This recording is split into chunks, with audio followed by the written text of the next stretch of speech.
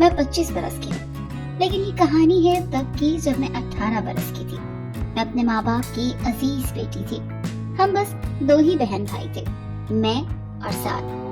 ہم عام بھائی بہنوں کی طرح لڑتے ضرور تھے، لیکن ہماری دوستی بھی بہت زیادہ تھی۔ ہمارے امی ابو ہم دونوں کو بہت ہی زیادہ پیار کرتے تھے۔ کوئی بھی خواہش ہو تو فوراً پوری کر دیا کرتے تھے۔ لیکن ایک دن ایک خبر نے میری ساری زندگی برباد کر دی۔ میرے والدین کی کار ایکسیڈنٹ میں ڈیتھ ہو گئی۔ میں اور سعد اکیلے رہ گئے، اور ہمارے ارد گرد کے لوگوں نے اس بات کا بہت فائدہ اٹھایا۔ جن رشتہ داروں سے ہمیں بہت محبت ہوا کرتی تھی، انہوں نے اپنی نظر ہماری جائیداد پر ڈال دی۔ میرے چچا اور ان کے گھر والوں نے میرے والدین کے جانے کے 2 ہفتے بعد ہی یہ موضوع اٹھایا کہ اب میں گھر میں اکیلے کیسے رہوں گی۔ ظاہر ہے ساتھ یونیورسٹی جاتا تھا اور اسے باہر اور بھی بہت سے کام ہوتے تھے۔ میری وجہ سے وہ گھر تو نہیں بیٹھ سکتا تھا۔ پہلے تو میں امی کے ساتھ گھر میں رہ لیا کرتی تھی، لیکن اب ایسا بھی ممکن نہیں ہو سکتا تھا۔ لہٰذا میرے چچا کے کہنے پر میں ان کے گھر شفٹ ہو گئی۔ میرے چچا نے سعد کو بہت سمجھایا کہ وہ ہمارا گھر بیچ دے اور اپنے اخراجات کا بندوبست گھر کے پیسوں سے کرے۔ یہ فیصلہ ہم دونوں کے لیے بہت مشکل تھا، اور سعد بھی اس وقت فقط 21 سال کا ہی تھا۔ لوگ اسے جیسا کہتے وہ ویسا کرتا۔ سعد ہاسٹل میں رہنے لگ گیا اور گھر میرے چچا نے بیچ دیا۔ آہستہ آہستہ انہوں نے ہمارے گھر کا پیسہ اپنے کاروبار میں لگانا شروع کر دیا، اور سعد کو یہ کہہ کر بہلایا کہ اب اس کے سارے خرچ وہ خود ہی اٹھا سکتے ہیں۔ سعد ان کے احسانات کے بوجھ تلے دبتا گیا۔ ہمارے چچا کی ایک ہی بیٹی تھی اور 2 بیٹے تھے۔ ان سب کا میرے ساتھ بہت برا برتاؤ تھا۔ بات بات پر وہ مجھے تنگ کرتے اور بہت کام کرواتے تھے۔ دن رات کا کھانا، گھر کی صفائی، برتن وغیرہ، کپڑے استری کرنا اور دھونا سب میری ہی ذمہ داری تھی۔ ایک کام میں بھی اگر ذرا سی غلطی ہو جاتی تو مجھے بہت بے عزت کرتے، جبکہ ان کی اپنی بیٹی کرن کوئی کام ہی نہیں کرتی تھی۔ پانی کا گلاس تک وہ مجھ سے مانگا کرتی تھی۔ البتہ جب ہفتے کے آخر میں سعد گھر آتا تو گھر والوں کے تیور ہی بدل جاتے۔ اس کے سامنے سب میری بہت عزت کرتے، مجھے کوئی کام کرنے نہ دیتے۔ بات بات پر وہ سعد سے کہتے کہ آمنہ تو ہماری بیٹی جیسی ہے، اس سے تو ہم کوئی کام نہیں کرواتے۔ میری چچا زاد کزن کرن سعد کے آتے ہی کچن میں لگ جاتی، طرح طرح کے کھانے بناتی۔ میں نے یہ سوچ کے سعد سے کوئی شکایت نہیں کی کہ وہ میری وجہ سے پریشان ہوگا، اور شاید یہی میری غلطی تھی۔ سعد کو لگنے لگا کہ چچا اور ان کی فیملی سے بہتر اس دنیا میں تو کوئی ہو ہی نہیں سکتا۔ وہ اسے جیسا کہتے وہ ویسا کرتا گیا۔ ایک دن چچا نے کرن اور سعد کی شادی کی بات کی تو مجھے ایسا لگا کہ میرے سر پہ کسی نے دیوار گرا دی ہے۔ ایک دن میں چچی کے کمرے کے پاس گزری تو ان کی کرن کو سمجھانے کی آواز آ رہی تھی کہ نہ ساس ہوگی، نہ سسر، اور نہ ہی کوئی دیور۔ نن ہے تو اسے تو ہم نے ذہنی غلام بنا ہی دیا ہے۔ سعد بھی ہماری باتوں میں آ چکا ہے، تمہارے لیے سب بہت خوب جا رہا ہے۔ میں ان کی باتوں سے بہت خوفزدہ ہو گئی۔ میں نے سعد سے بات کرنے کی بہت کوشش کی، لیکن وہ ان کی باتوں میں آ چکا تھا۔ وہ اس رشتے سے بہت خوش تھا۔ اس نے میری باتوں کو وہم کا نام دے کر جھٹلا دیا۔ دن گزرتے گئے اور مجھے بس سب کچھ عجیب لگ رہا تھا۔ مجھ پہ بس بے بسی طاری ہوتی گئی۔ جیسے جیسے سعد کی شادی کے دن قریب آئے مجھے امی ابو کی یاد ستانے لگی۔ ساری شادی کے فنکشنز میں میرے ذہن میں یہی چلتا رہا کہ آج اگر میرے والدین ہوتے تو کتنے خوش ہوتے۔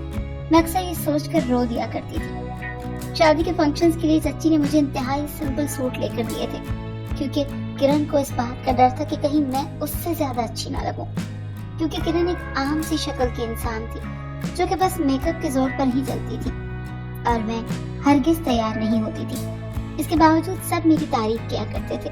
میرے افسردہ چہرے کو دیکھتے ہوئے ہی گھر والوں کا میرے ساتھ برتاؤ مزید خراب ہو گیا، یہ سوچ کر کہ کہیں میں سعد کی شادی میں کوئی رکاوٹ نہ کھڑی کر دوں۔ شادی کے بعد میرے بھائی کو بھی شاید یہی لگنے لگا کہ میں ہی اس کی خوشیوں کی دشمن ہوں۔ ان سب کے برتاؤ سے تنگ آ کر میں نے 2-3 مرتبہ اس سے بات کرنے کی کوشش کی تو اس نے یہی کہا کہ اتنے عرصے سے تو تم نے کچھ بھی ایسا نہیں کہا، اب کیا ہو گیا ہے؟ تم سے کرن برداشت نہیں ہوتی ہے، تم میں بھی نندوں والی جلن آ گئی ہے۔ میرا دل سعد کی باتوں سے بہت ٹوٹ گیا تھا۔ مجھے لگنے لگا جیسے اس دنیا کا واحد سہارا بھی مجھ سے چھن گیا ہے۔ میں نے اگلے ہی دن اپنی خالہ کو کال کر کے ساری حقیقت بتا دی۔ उन्हें सब सुन के बहुत अफसोस हुआ और वो मुझसे माफिया मांगती रह गईं कि मैंने इतने अरसे में तुम्हारी खबर ही नहीं ली। चंद दिन बाद खाला मुझे अपने साथ ले गई। अफसोस मुझे इस बात का हुआ कि साथ में मुझे एक मर्तबा भी नहीं रोका। मुझे ऐसा लगा जैसे वो मेरे जाने से खुश हो। बाकी घर वालों का मकसद भी पूरा हो गया। साद और किरण की शादी हो चुकी थी। उन्हें इस बात का डर था कि कहीं साद को मेरी बातों पे यकीन ना आ जाए। खाला कराची में रहती थी। उनके 2 बेटे थे, अहमद जो कि यहीं होता था और अली जो काम के सिलसिले में इस्लामाबाद में रहता था।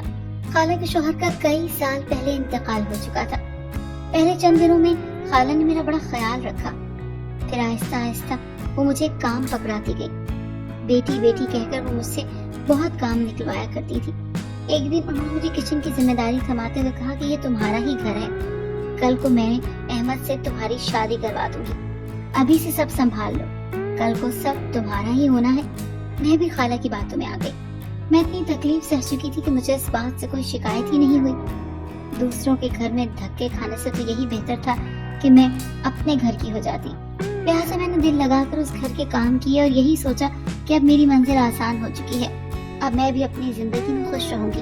खाला के कहने पे मैं पड़ोस के बच्चों को ट्यूशन पढ़ाना शुरू कर दी। उनका ये कहना था कि इससे तुम्हारी छोटी मोटी जरूरियात पूरी हो जाया करेंगी। अलबत्ता काफी माह तक मैं बच्चों को पढ़ाती रही और सारी तनख्वाह मैं खाला के हाथ में रख दिया करती। वो भी मुझे कुछ ना दिया करती। मैं भी ये सोचकर चुप हो जाया करती कि उनके घर में रह रही हूँ, इतना तो हक बनता ही है उनका। सारा दिन काम करके फिर बच्चों को पढ़ाती और फिर काम में लग जाती। मैं कमजोर पड़ती जा रही थी। पहले चचा और अब खाला के घर का इतना काम कि मेरी तबीयत अब ज्यादातर खराब ही रहती थी। कुछ दिनों के लिए खाला और अहमद तैयार होके कहीं जाया करते।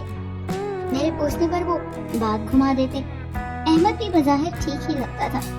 ज्यादातर वो दोस्तों के साथ लगा रहता, घर आता तो फोन में ही पड़ा रहता। बिला वजह बात करना न उसकी आदत थी न मेरी। खाला मुझे ये कहा करती थी कि उनका बड़ा बेटा अली है तो वो उसकी शादी करेंगी। जब अली आ जाएगा तो ये सब तैयारियां उसी के लिए हैं। फिर वो मेरी और अहमद की शादी की बात आगे करेंगी। जैसे जैसे दिन गुजरते गए मेरी हालत और खराब होती गई। एक तो अम्मी अब्बू की याद, ऊपर से सात भाई की बेरुखी। मैं जब से यहाँ आई थी उन्होंने मुझसे कोई राब्ता ही नहीं रखा था। इस समाज में यतीम लोगों की कोई जगह नहीं है। यहाँ या तो आपका हक छीना जाता है या तो आपको जीते जी ही मार दिया जाता है। मेरे चचा ने भी इस बात का ख्याल नहीं किया कि मैं उनके मरहूम भाई की बेटी हूँ। सात भाई का भी उन्होंने एक तरह से फायदा ही उठाया। कुछ अरसे के बाद ही खाला का बड़ा बेटा अली भी कराची से आ चुका था। अहमद और अली की तबीयत में जमीन और आसमान का फर्क था। अली अहमद की तरह हर वक्त दोस्तों के साथ बाहर नहीं होता था। वो एक जिम्मेदार इंसान था और उसके साथ साथ उसकी शख्सियत भी काफी अच्छी थी। वो हंसी मजाक भी करता रहता लेकिन सबकी बहुत इज्जत भी करता था। मेरे साथ उसका बर्ताव बहुत अच्छा था। वो मुझे बिला वजह कोई काम न करवाता। और दूसरी तरफ अहमद था जो कि हर 2 मिनट बाद चाय मांगता, कभी कपड़े इस्त्री करने का कह देता। अली ये जानकर काफी हैरान हुआ कि मैंने आगे पढ़ने की किसी से बात ही नहीं की।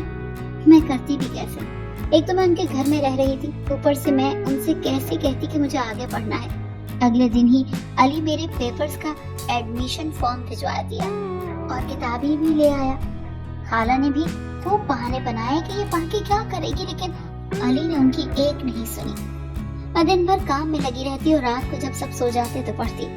1-2 घंटे मुश्किल से नींद पूरी होती थी। जल्दी अली ने कामवाली का बंदोबस्त किया और मुझे आराम से पढ़ने का कहा। मेरी जिंदगी अब मुझे बहुत बेहतर लग रही थी। मैं आगे पढ़ने भी लग गई थी और कामकाज भी कम ही करना पड़ता।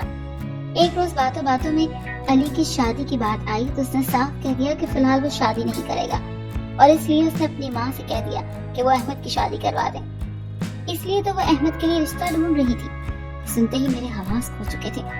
तो खाला इसी सिलसिले में तैयार होकर जाया करती थी और मेरे पूछने पे बात टाल दिया करती थी। मेरे चेहरे का रंग इतना उड़ गया कि अली परेशान ही हो गया। उसने जब पूछा तो मैंने बता ही दिया कि उन्होंने मुझे कहा था कि वो अहमद से मेरी शादी करेंगे। ये सुन के अली को बहुत गुस्सा आया। वो काफी अरसे से अपनी माँ और भाई से दूर रहा था। शायद इसीलिए उसकी सोच उन दोनों से मुख्तलिफ थी। उसने अपने माँ से बात की तो उन्होंने मेरे सामने ही कह दिया कि इसके माँ बाप तो है ही नहीं, भाई इसकी खबर लेता नहीं, जहेज वगैरह तो दूर की बात, शादी के अखराजात भी डबल हो जाएंगे। ये सुनते ही मैं बहुत अफसरदा हो गई। باپ کے جانے کے بعد چچا اور خالہ تو دور کی بات بھائی تک بدل گیا. اس دنیا میں میرا کوئی بھی نہیں رہا. ایک تو مرتبہ تو مجھے خود کو ختم کرنے کا خیال بھی آیا, لیکن پھر میں نے یہی سوچا کہ جہاں اتنا صبر کیا ہے وہاں تھوڑا اور ہی کر لوں. جو ذات یہاں تک لائی ہے وہی آگے بھی لے جائے گی. مجھے سمجھ نہیں آتا تھا کہ آپ میں اس گھر میں کیسے رہ سکتی ہوں. کچھ ہی عرصے بعد شاید اللہ نے مجھے میرے صبر کا پھل دے دیا. علی نے خالہ سے میرے اور اپنے رشتے کی بات شروع کی تو خالہ بالکل بھی نہ مانی, مگر آخر میں اپنے بیٹی کی ضد کے آگے ہار مان ہی گئی. کچھ ہی دنوں کے بعد ہمارا سادگی سے نکاح ہوا اور میں اسلام آباد شفٹ ہو گئی. اس بات کو چند سال گزر گئے ہیں. اب میں جہاں ہوں بہت خوش ہوں. علی کے اصرار پر میں نے یونیورسٹی میں ایڈمیشن لے لیا. علی میری بہت عزت کرتا ہے, بہت خیال رکھتا ہے. خالہ کا بھی آنا جانا لگا رہتا ہے. اب وہ اپنے بیٹے کے ڈر سے میرا لحاظ کیا کرتی ہیں. کچھ عرصے بعد سعد بھائی نے بھی مجھ سے رابطہ کیا اور رو رو کر مجھ سے معافیا مانگی کہ میں نے تمہاری قدر نہیں کی, تمہاری باتوں کا یقین نہیں کیا. میری چچی نے اپنے بیٹے کی شادی کروائی اور 2 مہینے بعد ہی ان کی بہو سارا زیور اور پیسے لے کر راتوں رات فرار ہو گئی. یہ سب شاید مکافات عمل ہی تھا. سخت پریشان ہوئی اور مجھ سے معافی مانگی کہ شاید یہ سب ان کے ساتھ میری وجہ سے ہو رہا ہے. چچا کا بھی انتقال ہو گیا تھا اور اس غم نے چچی کو بھی کافی نرم مزاج بنا دیا تھا. کرن بھابھی بھی علی اور سعد بھائی کے ڈر سے میرے ساتھ اچھا برتاؤ بھی رکھتی تھی. میرے ارد گرد کے وہی لوگ جو پہلے میرے ساتھ بہت برا برتاؤ کرتے تھے اب وہ علی کے ڈر سے کچھ بھی نہیں کہتے تھے, کیونکہ علی ہر اس شخص سے غصہ ہوتا تھا جو مجھ پر روک جتائے. وہ بغیر کسی کا خیال کیے انہیں کڑی کڑی سنا دیتا تھا. علی میری ہر خواہش کا بہت خیال کرتا تھا. سعد بھائی کے گھر میں بھی کافی مرتبہ گئی تھی. اس کی 2 بیٹیاں تھیں جو مجھ سے بہت پیار کرتی تھی, بہت عزت کرتی تھی. مجھے بھی ایک پھپھو ہونے کے ناطے ان سے بہت محبت تھی. جو بھی ہوا وقت کے ساتھ ساتھ میں نے بھی بہت کچھ سیکھا. میں کسی پہ بھی اعتبار نہیں کرتی, اپنے ہی گھر میں اپنی فیملی کے ساتھ خوش رہتی ہوں.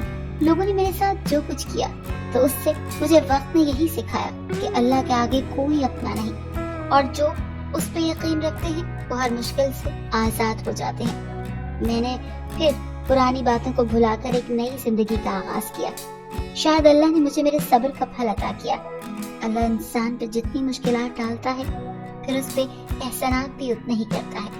بے شک وہ ذات بہت رحیم